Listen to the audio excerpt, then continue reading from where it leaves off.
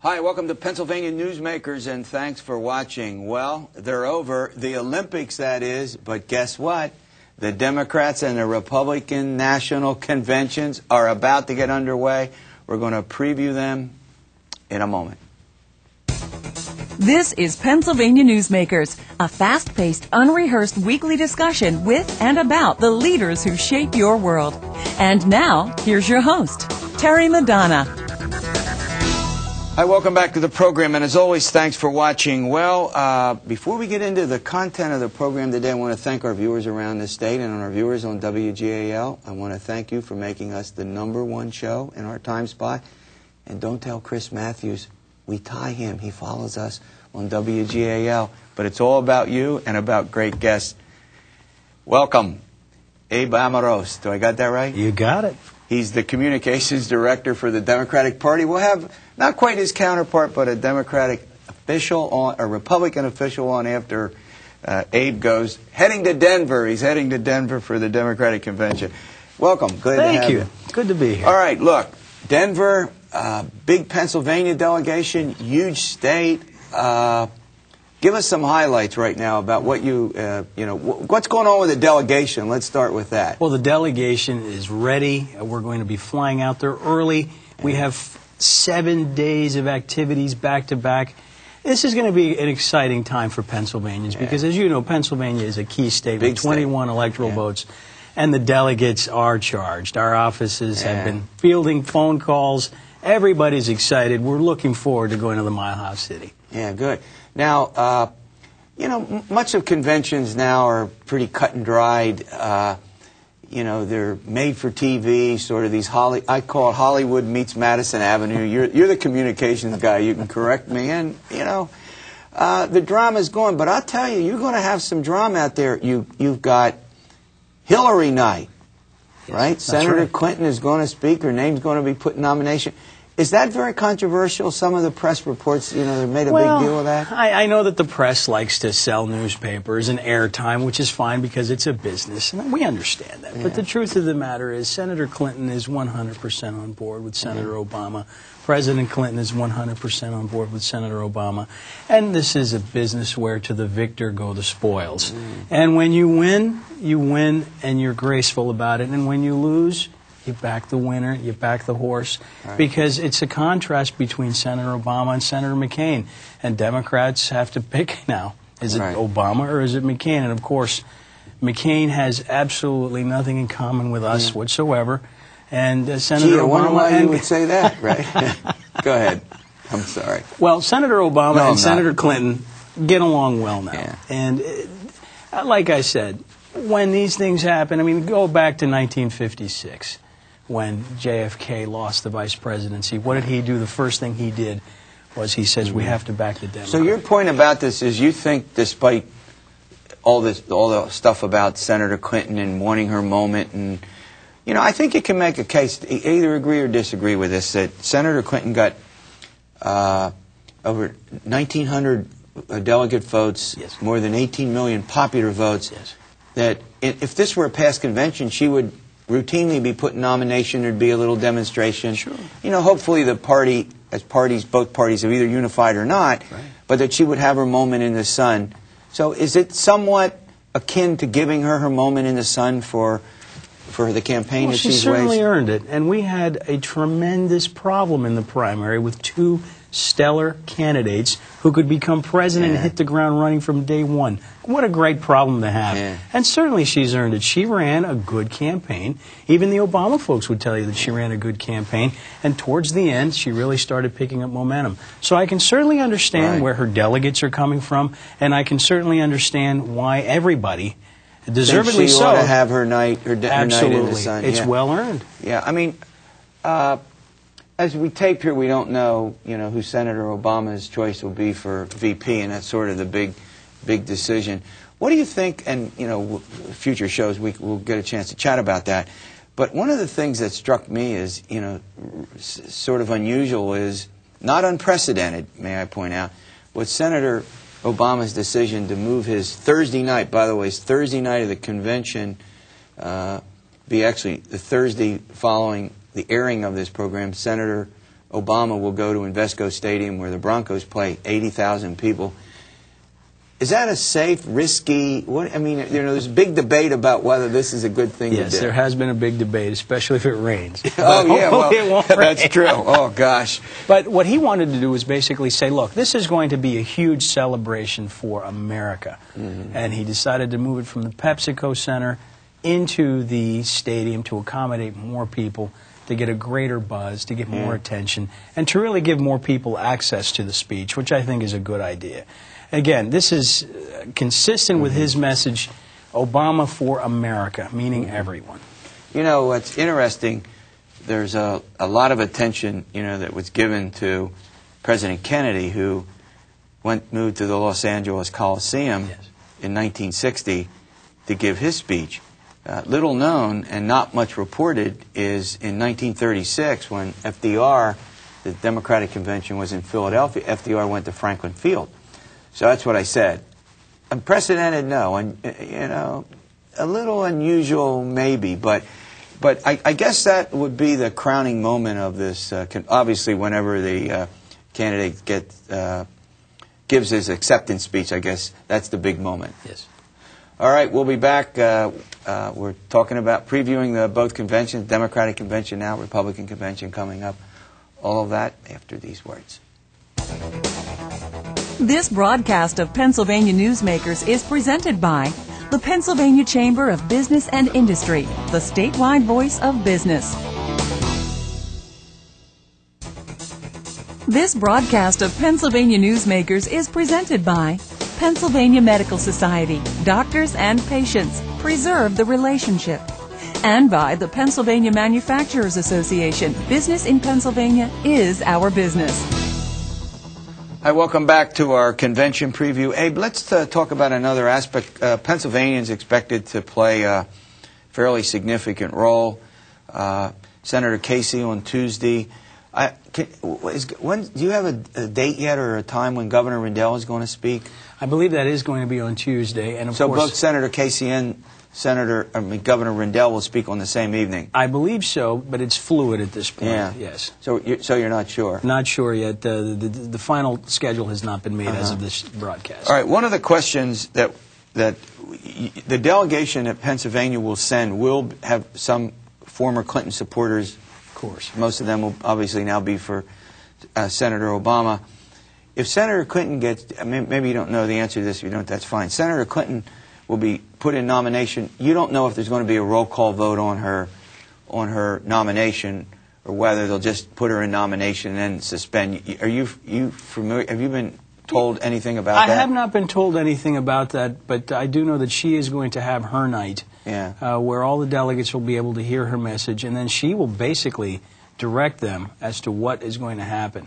So your hunch is that instead of having a roll call, that she'll say, my supporters, But technically, because she got out of the race, aren't they free agents under the rules? Yes, they're free agents under the rules, yes. Although, we want to be absolutely fair and say, look, this is a decision between Senator Clinton and Senator Obama. Yeah. And Governor Rendell has respected that as well. He's respecting the wishes of the two candidates as it relates to the maybe I'm wrong. Look, if conventions aren't about some differences within a family, whether it's Republican or Democratic convention, I never understood the problem with that. Right.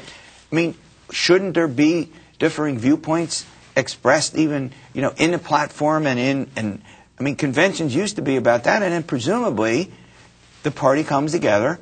It's rather the Republican Party, Democratic Party was not being partisan, and that when you go out and you wage a pretty vigorous campaign, whether it was, Jerry Brown in '92 or Jesse Jackson in '88, why shouldn't they have a moment? Why shouldn't they be able to get up and make their case? That's right. But I think the press has gotten to the point where every little thing that's said about Senator Clinton, they go, oh, well, there's disharmony and disunity, Well, I think that goes back to the fact that very few people behind the microphones that ever run for public office, those who have obviously understand that you're going to have disagreements. But that doesn't mean that they have to be fatal disagreements. I mean, this is a healthy process, very healthy. I agree. And again, for both parties, not just your party, but for and any third party as well. Are there any highlights before I let you go for the Democratic delegation that you folks are going to do? I mean, are there any receptions or any big events? Oh, absolutely. We have a huge event, as a matter of fact, on Tuesday evening with several other delegations, New York, New Jersey, and Florida. And the governor is going to be there. He's also taped a welcoming message for them. That's going to be the highlight of the week for us. We have breakfast meetings and we have lunches sponsored by corporations. So it's going to be an exciting time. And, of course, we're also going to have those Hollywood personalities stopping in. I can't wait. Exactly. I can't wait for that. And, of course, that's unscripted. And you never know who you're going to get at the breakfast. So that makes it exciting for everybody. And, again, it's a very fluid process. Right. Well, I'm glad you could stop by. By the way, your host, yours truly, will be at both of these conventions. I'm going to watch these guys very carefully, and we'll report when we come back. All right, we're going to take a break. When we come back, Luke Bernstein, he's the executive director of the Republican Party of Pennsylvania, will be joining. We're going to preview the Republican Party back-to-back. Can you believe that? What's amazing is I can't remember when we've had back-to-back conventions. I'm driving our producers crazy now because I was supposed to go to break and didn't do it. Back-to-back, very unusual. I guess the Olympics probably, the 3 weeks of but the Olympics are over, and now we're going to get back to politics. And we'll be back with you following these words. This broadcast of Pennsylvania Newsmakers is brought to you by Pennsylvania Credit Union Association. Pennsylvania Credit Unions, where people are worth more than money. To find a credit union that is right for you, check out ibelong.org. And by the Energy Association of Pennsylvania, Pennsylvania's energy information source. This broadcast of Pennsylvania Newsmakers is presented by the State System of Higher Education. 14 state-owned universities. The state system is the largest provider of higher education in Pennsylvania. And by the Hospital and Health System Association of Pennsylvania, working towards a healthy Pennsylvania. Hi, welcome back to the program. This is our pre-convention. Olympics over. We're doing the national conventions, by the way, if you don't know that. Democratic convention first in Denver, followed by the Republican convention in Minneapolis, St. Paul, with the emphasis, I think, on St. Paul. Joining me to talk about the Republican convention is Luke Bernstein. He is the Executive Director of the Republican Party of PA. Welcome, Luke. Thank you for having me. Well, we're delighted. All right, let's get into, we had your counterpart, not quite your counterpart, but the Communications Director from the Democratic Party on the earlier segment. We're going to get to the highlights. Now, as we tape this, convention obviously has not been held. We don't know who Senator McCain's VP choice is. We'll let that go. All right, talk a little bit about the Republican delegation. You're going to St. Paul. Give us some highlights. Yeah, I think we're really excited. We have 145 delegates and alternate delegates will make up our delegation here from Pennsylvania. I think everyone's really excited to a person. In 2000, when we were in Philadelphia, in 2004, it was in New York. People commuted back and forth. Some people came out for 2 days, 3 days. When we're in Minnesota, you don't have that luxury. So people are out there. We're all for the stuck week. in St. Paul, right? That's right. I think it's going to be a great thing. We're going to have our whole delegation out there. We have events, every day when we're out there from morning till evening, and I think people are really excited to come together for John McCain. Are there any special events that the delegation has hosted that folks are hosting for you that are worth mentioning? Is there any? I mean, a lot of it now is, as you know, the big decisions are made. I mean, there'll be a VP, obviously. Sure. You got McCain has wrapped up the nomination Super Tuesday of all it seems like 8 years ago, much less 6 or 7 months ago, and the campaign lingers on. Are there any? Now, you're going to have the breakfast where you get speakers in. Do you know who they are yet, or is that still fluid?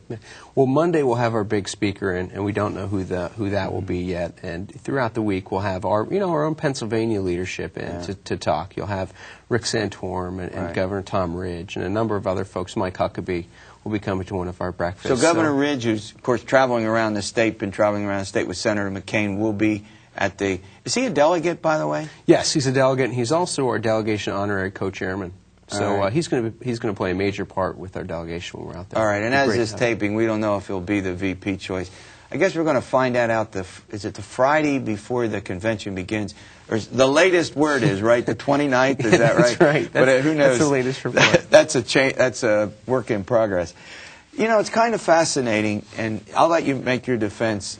You'll do your defense in a moment, which is fine. President Bush speaking, I mean, you know, obviously President Bush is controversial. His approval rating is not very high, and he's going to speak Monday night. But the Republicans are enthusiastic about that? I think we are enthusiastic about having President Bush speak. I mean, you have to look in historically, he is a sitting president of the United States of America. And I think whether or not, if you agree with President Bush on a number of issues, the one issue you can't argue with is that President Bush has kept us safe for the last 7 years. So I think a lot of people, a lot of Republicans especially, thank him for his service, thank him for keeping our country safe. And I think people are excited to hear from him. Yeah. You know, President Bush is the same guy that got reelected, you know, less than 4 years ago. And I think he's great on the stump. He's going to go out there, he's going to charge us up, and he's really going to appeal to a number of conservatives and say John McCain is the person we have to support. Yeah, notwithstanding the criticisms, which we don't need to get into because we're previewing the convention, he's you know, the president. Plus, the latest figure I raised, he raised more than $1 billion. So some people, so he may have a low approval rating, but there are a lot of people who are going to show up and you know, contribute. And he did visit our state. My count was 44 times, you know, between the time he was inaugurated the first time and the end of his re-election campaign. So, Pennsylvania then, critical battleground. McCain has said when he was here, you know, 7 times now, 7 times since early June, that Pennsylvania is really a key state for him to get re-elected. Is that the sense of the party? Yeah, absolutely. I would even go a step further and say that Pennsylvania is the key state. And I think we're going to find where in 2000 you had Florida, in 2004 you had Ohio. I think Pennsylvania will be the turning point in this election for the reason that the western part of the country, in 2004, Nevada, Colorado, and New Mexico were Bush states. And in this time around, it's an area where they're going to be battlegrounds again, where Obama and McCain are both going to focus a lot of attention. But I think McCain it opens up the door where Obama's focusing on the western states for McCain to focus on Pennsylvania and Michigan. And I do think Pennsylvania will be the #1 state in the country this year. All right, we're talking with Luke Bernstein. He's the executive director of the Republican State Committee. Is that how you put it? Republican Party of Pennsylvania. Republican Party. State Committee's part of the Republican Party. I'll get that right. We'll be back following these words. This broadcast of Pennsylvania Newsmakers is presented by Highmark Blue Shield, changing the way health plans work for business with a variety of plan options for employers and more choices for employees. Information is available at highmark.com. Have a greater hand in your company's health. And by the Pennsylvania Healthcare Association, the future of long-term care.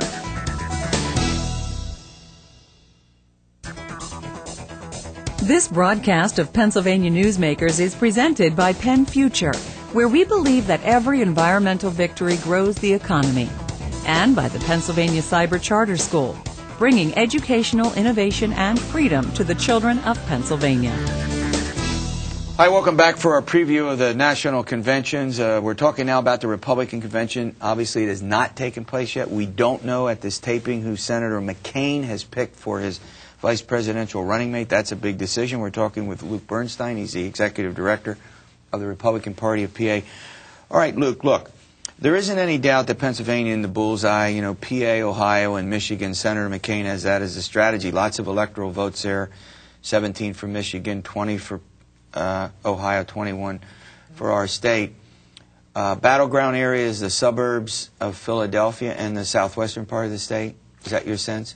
I think so. I think you would add central Pennsylvania. I think if you break Pennsylvania down to 5 regions and you take the suburban Philadelphia areas, you take southwestern Pittsburgh, the suburbs out in Pittsburgh, Allegheny County would be the 2. Johnstown, Altoona, I think makes up a key 3rd. Right. Scranton, which is much like Johnstown, Altoona. And then I think the 5th, and one of the most important is right here in central Pennsylvania. Right. I think it's just critical. In terms of generating, in order to carry the state, you need an enthusiastic, big turnout, Absolutely. Right? Absolutely. You know, one of the things that I think Senator McCain will have to do at the convention is there's been this debate, you know, about hardcore, what I'll call hardcore conservatives, for lack of a better term, and whether they've come on board, and then you got the suburbanites.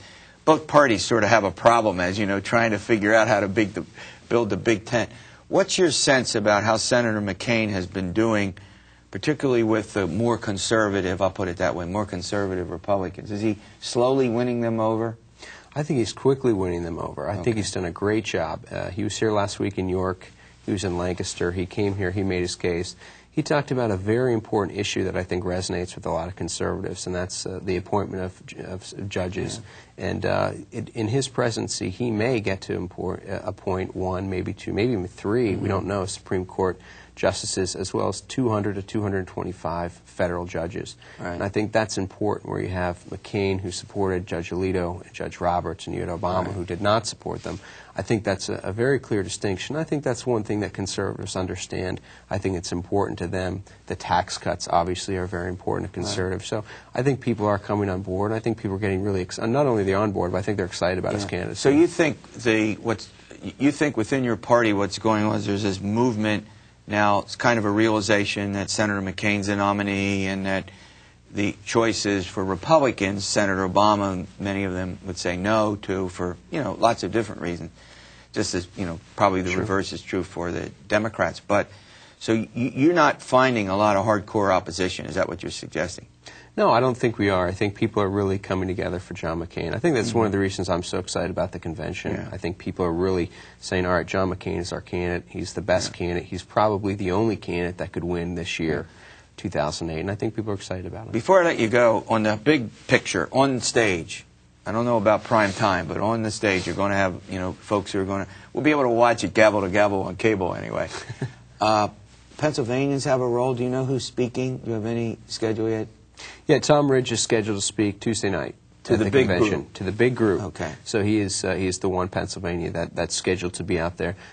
When you break down, there'll be some congressional candidates in Pennsylvania that are going to be asked to speak. Some of not during prime time, but and Rudy Giuliani is probably going to be the keynote speaker. Really? For the convention. That'll be given if we just had this conversation about liberals and conservatives, but I guess that's what parties have to do is marry those two wings. But go ahead. Yeah. Well, I think Mayor Giuliani appeals to a lot of Pennsylvanians, and I think that's important. I think he was a hero during a time where we needed a hero in our country, and I think has deserved that honor and privilege. All right. Well, look, I want to thank you for coming on. We're going to, I think everybody is the excitement is finally generating. Like we thought these conventions should have held about 6 or 8 weeks ago, and I'm sure you might at least 6 or 8 months ago. Yeah, and move it along.